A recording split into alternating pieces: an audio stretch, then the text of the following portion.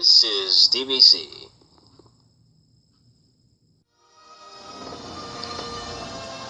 From DBC News, this is the world this week, June 11th, 2017.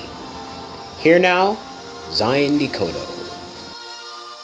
British Prime Minister Theresa May was on Sunday seeking a deal with a small Northern Irish party that she needs to stay in power after a disastrous election destroyed her authority days before Brexit talks are due to start.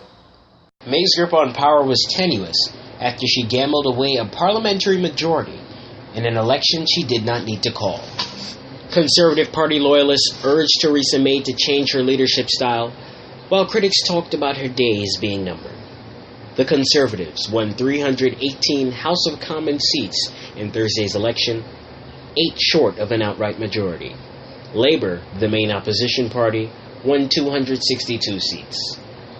Labour leader Jeremy Corbyn said that he could still be Prime Minister, although his party has no obvious way to build a majority coalition. He said a new election might be necessary this year or early in 2018.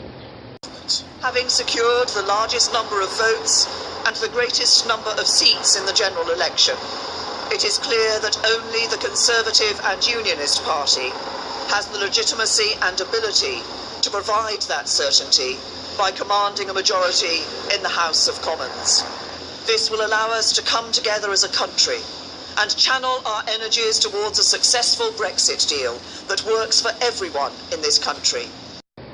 The political turmoil comes a week before Britain is due to start negotiating the terms of its exit from the European Union in talks of unprecedented complexity that are supposed to wrap up by the end of March 2019, when Britain actually does leave the European Union.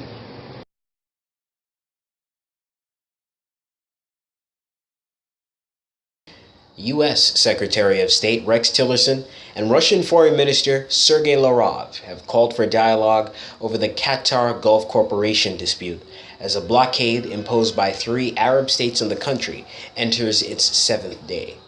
2 leaders spoke on the phone and discussed the consequences of a decision by a number of Arab countries to break diplomatic ties with Qatar. On Monday, Saudi Arabia, the United Arab Emirates, and Bahrain, along with Egypt and a group of smaller countries, severed relations with Qatar, accusing it of supporting, quote, terrorism. Qatar, on the other hand, responded by saying there is no legitimate justification for the Gulf Corporation Council states cutting their ties.